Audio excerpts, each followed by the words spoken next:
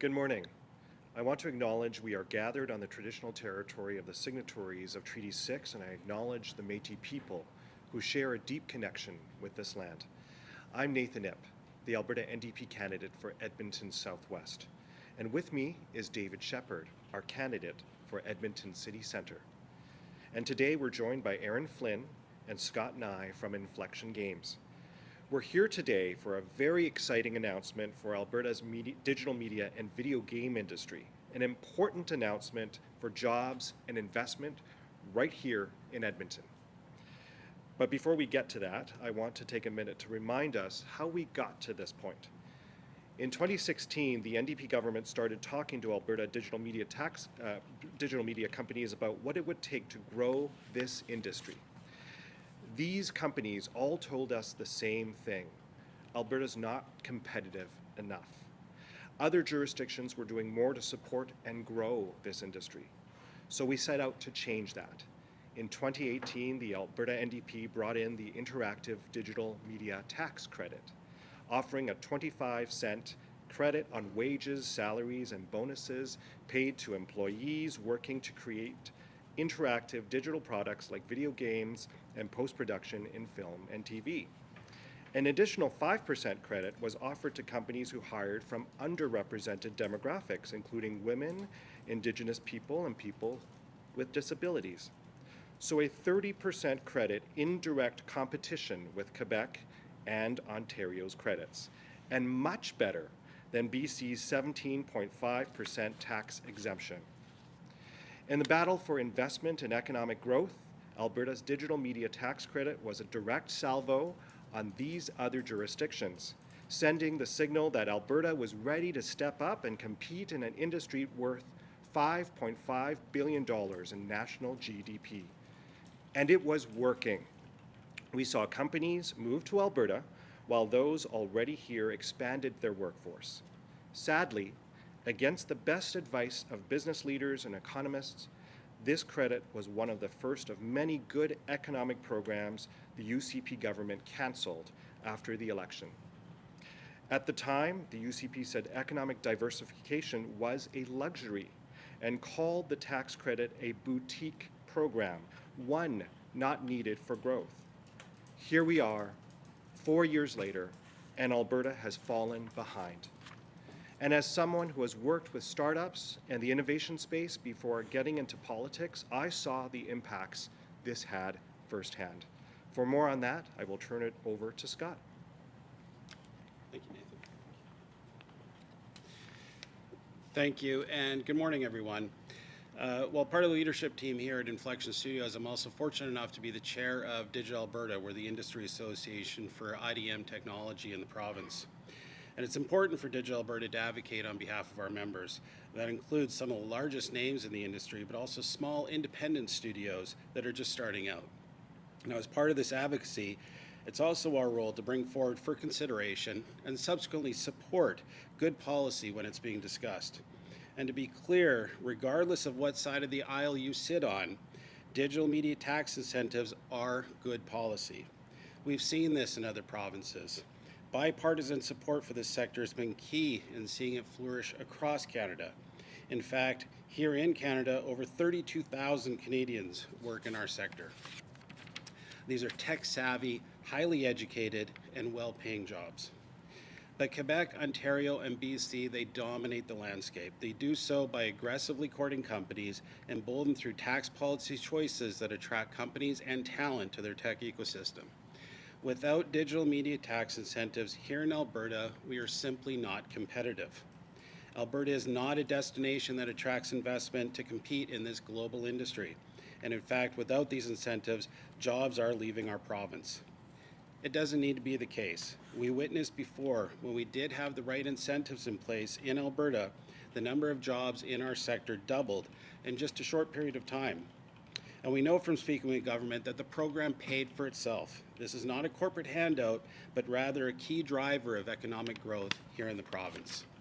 It's why a program like the one the team is going to describe today represent real opportunities for us to get back into the game and start attracting investment back to Alberta.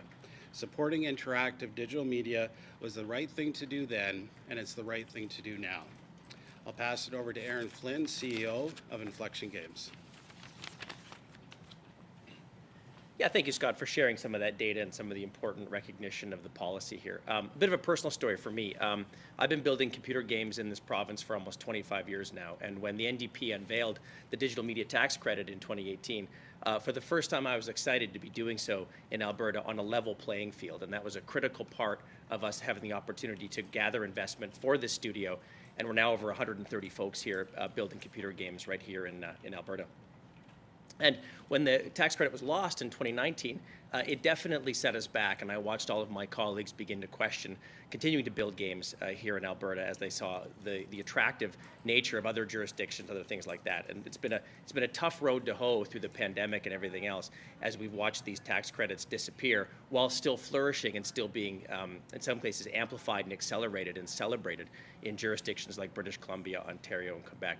And so I'm excited at the opportunity for that to come back under an NDP government, and we're excited to continue to grow here in Alberta if such a program comes back to exist. So with that, thank you very much. I'll hand it over to David Shepard now for some final words. Well, thank you so much, Aaron. And you know, as Aaron said, the UCP's short-sighted cancellation of the interactive digital media tax credit has hurt the sector. It's cost jobs that could have been created here in Alberta and indeed right here in downtown Edmonton.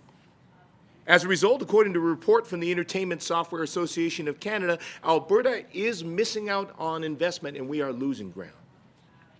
Today, we have companies like Aaron's that are working incredibly hard, but they aren't being supported enough to attract more investment for us to be able to keep up with our competitors in other provinces.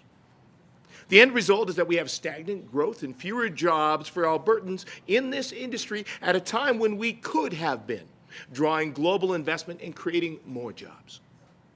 As a result, companies started investing and hiring elsewhere. And despite repeated calls from industry to reinstate it, the UCP has refused. That decision has hurt our competitiveness, it has hurt investment, and it has hurt jobs. We felt it here in downtown Edmonton as we have vacancies in office buildings across the core. In fact, Edmonton now has the third highest downtown office vacancy rate in the country. And Calgary, well, they have the highest rate in the country. That's why an Alberta NDP government will level the playing field so that Alberta can compete. We will restore the interactive digital media tax credit, and we will draw more investment here, creating more good-paying jobs right here in Edmonton, filling empty office space and helping build vibrancy in our downtown core. And we will build a better future for Alberta. Thank you, and we're happy to take any questions. So we'll now open up to questions. For those joining by phone or by Zoom, it's the raise hand function or *9. We'll start with questions in person. Please state your name and affiliation. Safe Kaiser, Global News. First question, I'm not sure if one of the industry experts here may be able to answer this or one of the NDP reps, but you know, when we saw that UCP tax credit removed, I believe in 2019, I spoke to some industry folk who say it wouldn't have been a big consideration for them whether or not they would move to Alberta or continue to make video games or whatever else in the province. Sure, yeah. Right I'm not sure who you spoke to, but I find that very surprising. The location of these programs and the jurisdictions associated with programs is a fundamental driver for where you go, along with talent. The reality is Alberta has some absolutely phenomenal talent when it comes to building computer games. Both our technical schools across the province and our creative schools turn out and create just wonderful individuals who, in my experience, want to stay in this province and engage in this industry. But the choice for them now is to leave the province and end up in other jurisdictions where these programs are incredibly attractive and investment pulls them there. So like I said, I'm not sure who you spoke to, but none of my colleagues was indifferent to the repeal of this tax credit program. None of them.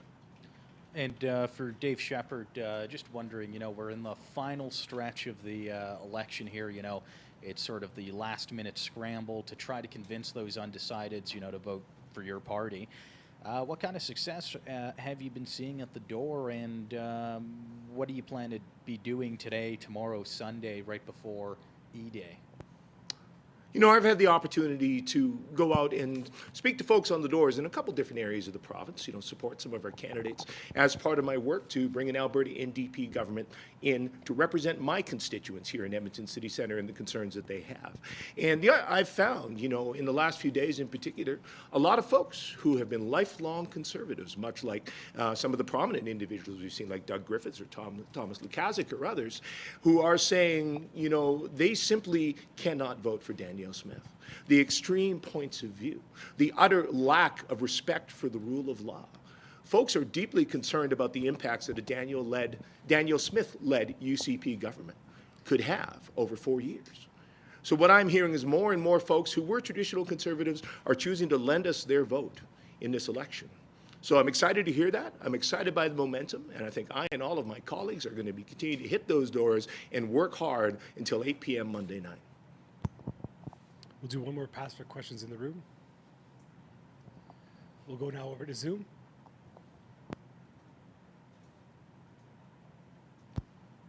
Seeing none, that concludes today's press conference. Thank you very much. Thank you.